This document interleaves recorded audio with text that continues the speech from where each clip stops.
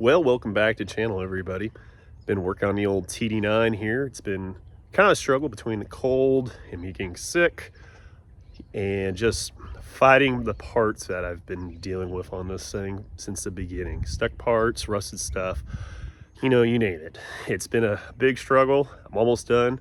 I'm just waiting on a few more parts. So I hope you guys enjoy this episode. I was hoping to finish it up and make a nice, running tractor at the end of this episode, but not quite there.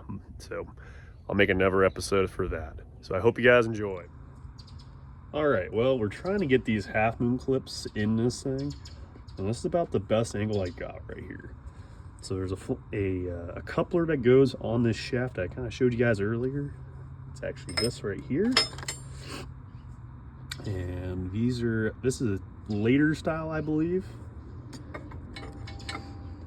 that these half moon clips and 6 bolts used to engage it. So sometimes you have to rock this whole machine back and forth with the drum and a pry bar like this.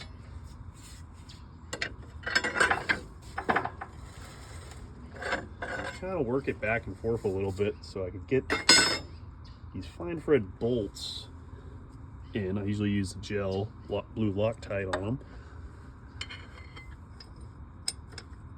Try to get them in an angle where you can actually get them started.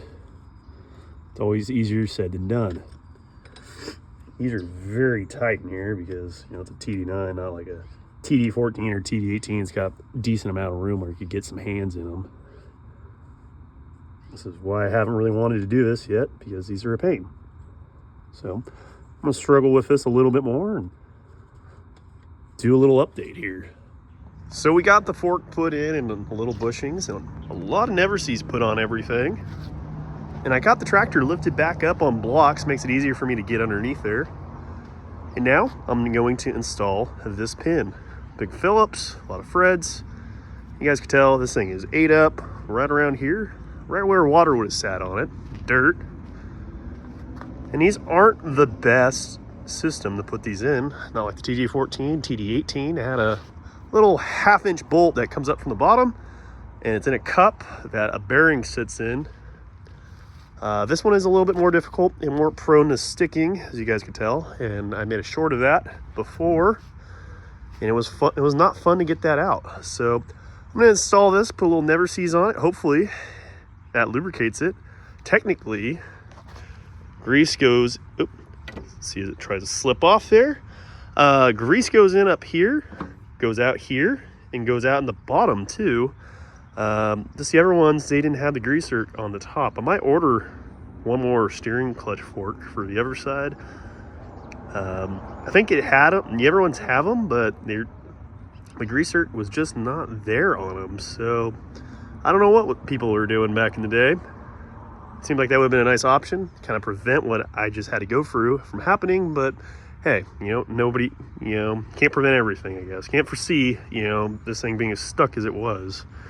So let me get underneath here and let me see if I get this part. So the next part of this jigsaw is going to be the brake bands. Got the other half of them over there. Got the fork in, and I'm going to crawl back underneath there and put this whole thing up in there, and we'll see if it's going to work. So this is what we're working with. And since I removed the plug on this side right here, I'm going to slide the pin, this pin to be exact. You guys can see the little notches in it. That works with like a little pry bar right in that hole, that area right there. This one was just so stuck and corroded, I just had to drive it out this way. That's why I dropped this bar, as you guys can see. And now I'm going to put the pin in from this side right here, put a bunch of never sees on it so it never sticks again. And I'm gonna put the whole brake system in here. Well, got the 2 bolts out of the flange right here. That's what's left of one of them. I ended up having to torch them through and then drill them all the way out and retap them. It was a battle. Like, that was the last part of disassembly here. Now it's just a little bit of cleaning, and we can start putting it all back together.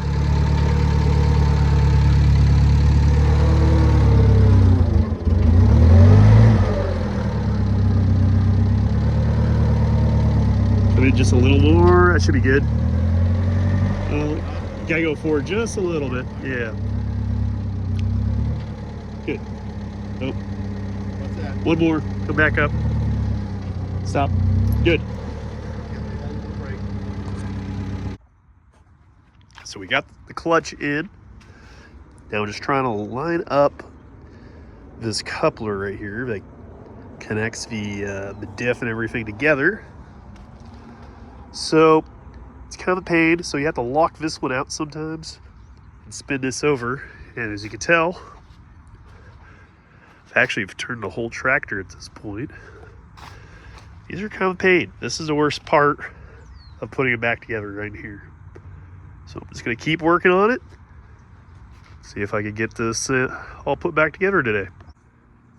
Well, everything is now put back together. Got springs on this side, all the pins on all the brake bands. I put another greasable steering clutch fork on that side, so everything should be all good to go. I cleaned this all up with a wire brush, and I'm gonna Permatex all the way around it, put the top plate back on it, and now all I'm waiting for is one little bushing. And once that's done, I'll get this whole thing put back together and we can try it. All right, well, this is the last little bit I'm gonna look at it before I put the top plate on it. It's been a while. It's taken me a little bit to get to this point. I'm very happy about it. So, all right, well, let's move on. Well, I hope you guys enjoyed this episode. You know, it's a little upsetting. I didn't get the last of the parts for it. They're on back order and they're coming here in the next couple days. I'm hoping to have a running tractor here pretty soon, and I will post another video of it when it's done. You know, this one was a struggle the whole time. It fought me every step of the way. Had to buy a lot of parts and pieces that I didn't expect to have to buy for one of these. But you know, it's definitely a test in patience. And you know what? I'm hoping it's gonna be pretty nice. It ran and drove pretty good in straight line, so kind of know what I'm doing with the steering clutches, I think, at this point. They feel good, but yeah, I hope you guys enjoyed this series. I'm gonna start working on the John Deere R here pretty quick. I got some parts off of it, got some video of it starting to work on it. So I hope you guys enjoy that kind of stuff too. This one, I hope this helps you get any one of you guys working on international out.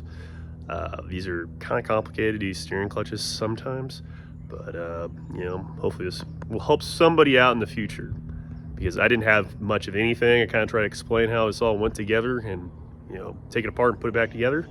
So I hope it helps you guys out. As always, hope you guys enjoy the channel. Please leave a comment, drop a like, maybe even subscribe. Thank you.